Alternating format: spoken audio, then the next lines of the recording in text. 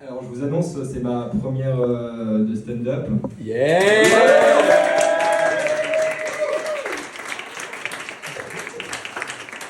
Du coup, je vais pas vous mentir, je suis un peu stressé. Je suis un éternel stressé dans la vie et en plus je suis très tête en l'air aussi, donc ce qui fait que ça m'amène à beaucoup de réflexions, de ruminations au quotidien, dont des insomnies. Est-ce qu'il y a beaucoup d'insomniaques ce soir dans la salle? On est carrément ensemble. Ouais. Moi j'ai l'impression que la journée, en fait, je suis complètement down. Je suis fatigué.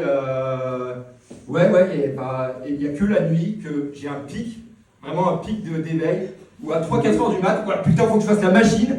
Ouais, alors je vais lancer ma machine, là je lance ma machine, tac, tac, tac. Faut que je fasse la vaisselle que j'ai pas faite depuis il y a une semaine. Qu'est-ce que. Putain, mais j'ai faim aussi, j'ai pas mangé aussi. Voilà, vraiment à 3-4 heures du matin, je suis comme ça. Et du coup, je me pose sur une série Netflix ou Prime Video pour passer le temps parce que je suis pas fatigué, que les insomnies se cumulent au quotidien. 1 heure, 2 heures passées, la série continue, j'ai fait ma vaisselle, j'ai fait à manger. Oh putain, j'ai oublié ma machine à laver. Du coup, je vais pour récupérer ma machine à laver. Et du coup, je me rends compte qu'elle a macéré parce que regarder des séries, manger, faire la vaisselle, et clairement, la machine à laver, je devais la relancer. Donc je relance la machine à laver. Il doit être 4 heures du matin, petit joint, qui plus est. Et je remate une série pour passer le temps jusqu'à que je ne sois plus du tout fatigué. Il est 6h, 7h, 8h, je commence à être un peu fatigué, on va pas se mentir.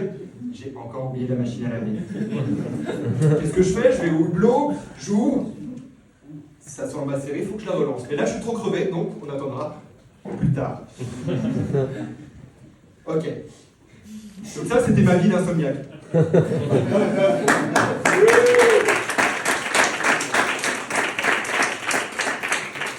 Comme je vous l'ai dit, je suis un éternel stressé, ça doit se ressentir d'ailleurs là.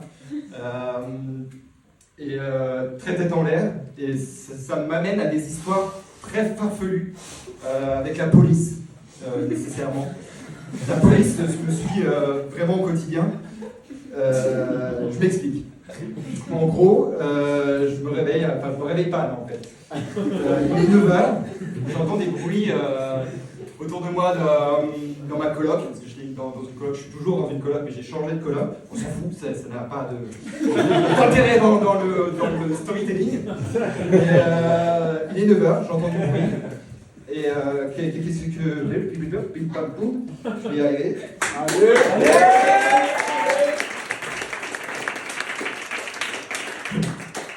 Donc il est 9h, heure où je ne me lève pas d'habitude. Les insomnies, tout ça, vous connaissez pas. Par applaudissement, tout à l'heure vous m'avez dit que. J'ai cru comprendre que vous étiez plutôt insomniaque dans la. Ça fait plaisir, ensemble. Je vais y arriver, je vous perds un petit peu.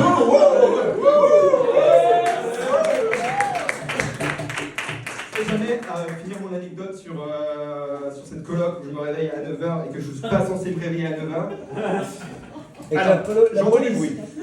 J'entends du bruit, ça me réveille, ça m'inquiète parce que ce bruit, en fait, dans la cuisine, j'entends de la vaisselle qui se déplace et tout. Je me dis, wow, qu'est-ce qui se passe à 9h du matin? Qui est-ce qui fait du sbeul? Je ne comprends pas. Du coup, je panique. J'étais dans ma chambre et là, j'entends un gars.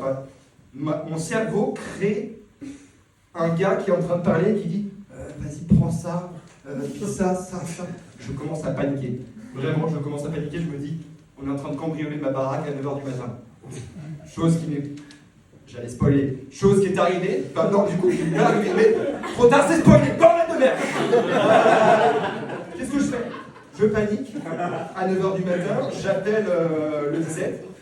Les flics. Oui, allô, je crois qu'on me cambriole actuellement chez moi. Et je chuchote parce qu'ils sont juste à côté, donc on l'a fait. Je crois qu'on me cambriole. Et le mec comprenait rien du tout au bout du film. Il dit vous pouvez parler plus clairement? Je pense que je me fais cambrioler. Vous habitez où? Quel est votre prénom? Benjamin Tancou. Épelez-le-moi, s'il vous plaît. Bon, bref, c'était une tannée impossible. Les flics sont venus quand même, ils sont intervenus 10-15 minutes après. Et ils se sont rendus compte qu'en fait c'était un déménagement de mes colocs dont je n'étais pas du tout au courant. J'ai flippé pour rien.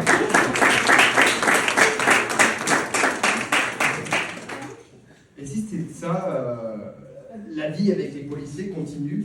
Enfin, mes aventures avec les policiers continuent. Je vais prendre mon petit bloc-notes parce que j'ai oublié mes anecdotes moi-même que j'ai vécues. C'est quand même un con, on va pas se mentir.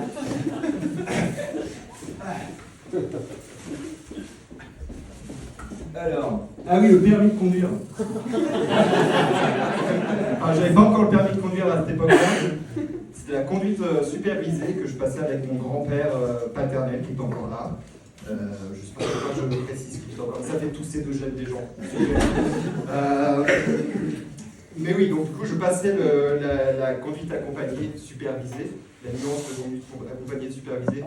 Je ne sais pas s'il y a nécessité de vous l'expliquer, pareil dans cette histoire, mais j'aime bien remplir ce vide pour déstresser un petit peu, voilà, on va pas se mentir.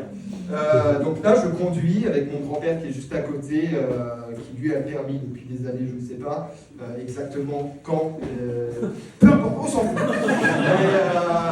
Et du coup, là, voilà, je conduisais, tranquillou, bilou, voilà. Et là, je vois un flic tout au loin qui me fait signe de m'arrêter. Je n'avais pas le permis. Hein. Et je suis stressé dans la vie au quotidien. Ici, maintenant, dans la voiture, avec mon grand-père. Je suis comme ça. Qu'est-ce que je fais? Je m'arrête. Je m'arrête, bien évidemment. Le mec me dit vos papiers, s'il vous plaît, votre permis de conduire. J'ai pas mon permis de conduire. Moi, je passe mon permis, mon papier. Je conduis, il me supervise pour moi. Okay. Et le mec, je pense qu'il se disait, mais en fait, là, attends, il faut être dans l'imagination du policier et pas dans mon imagination à moi. Il pense que je suis bourré ou que je suis défoncé ou que je sais pas, que j'ai fait quelque chose d'illicite pour que je sois autant stressé à me justifier de quelque chose en fait, où j'étais totalement réglo. Voilà. Fin de l'anecdote. Je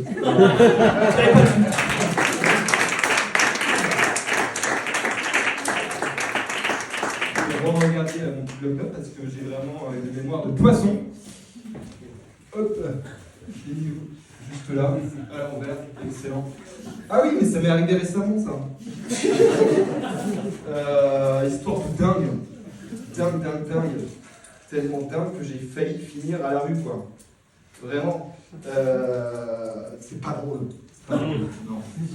Non, en fait, j'ai tendance à être très tête en l'air et à être stressé.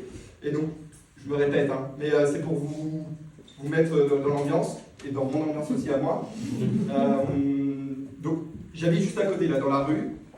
Et j'ai tendance à oublier mes clés, mon portefeuille, mon téléphone. Et un soir, à 3-4 heures du mat, je vais me chercher un sandwich. Je sors, oui, parce qu'à 3-4 heures du mat, il y a quand même des trucs ouverts sur Lyon, et ça c'est excellent. Et du coup, quand je rentre pour rentrer chez moi, tout simplement, je tape le digicode et je me rends compte que le digicode ne fonctionne plus. Là, je commence à paniquer. On en revient avec la police qui va arriver très rapidement. Je me demande comment je fais pour rentrer, sinon je vais dormir dehors, en fait, c'est pas possible. Donc j'appelle la police, c'est le premier truc qui me vient en tête, appeler la police, c'est une obsession la police. Dès qu'il y a un problème, police.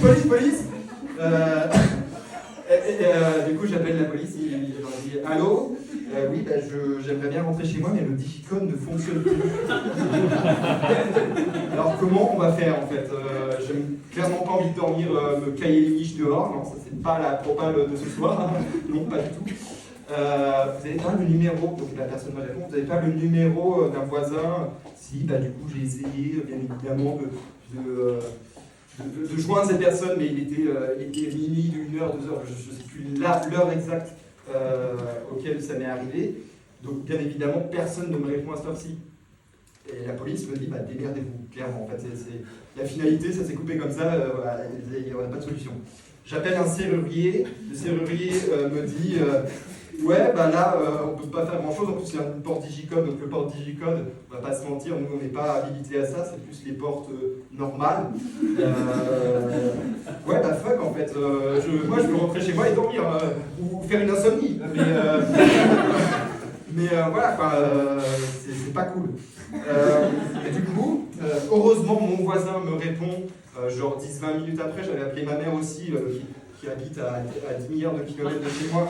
Je l'inquiète pour un rien, mais bon, tout va bien.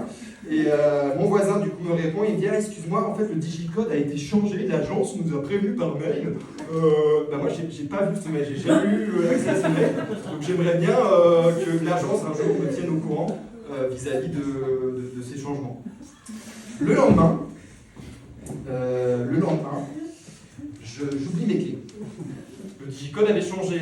J'étais conscient que le digicode avait changé, donc je tape le nouveau digicode. Et il s'avère que j'avais pas les clés. Et après le digicode, il y a l'interphone.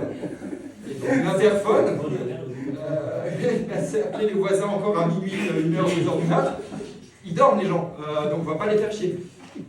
La possibilité, c'était que la petite porte, en fait, quand vous regardez en bas de la porte, il y avait une petite feinte possible où on pouvait passer des trucs en dessous. Donc je ressors, je fais une petite balade et je vais prendre des bouts de bâton, des bouts de ficelle, de sacs poubelles, vraiment dans la rue à côté de l'arrondissement où j'habite. Et donc je re-rentre, je tape le digicode, donc ça vous l'avez parce que le digicode a changé. Et à l'interphone ou la porte avec la fente juste en dessous pour y passer quelque chose, je prends ce bâton que j'avais pété en deux. J'avais fait un petit peu regarder des vidéos YouTube aussi, comment crocheter, sait-on jamais, mais j'ai pas trouvé de solution là-dessus. J'ai fait aussi le truc de scanner pour passer, ça ne fait pas marcher. Et après, voilà, j'ai eu cette ingéniosité du bâton que je passe sous la fente avec le petit bout de ficelle autour et de baisser la poignée et j'ai pu rentrer chez moi comme il faut, comme il se doit.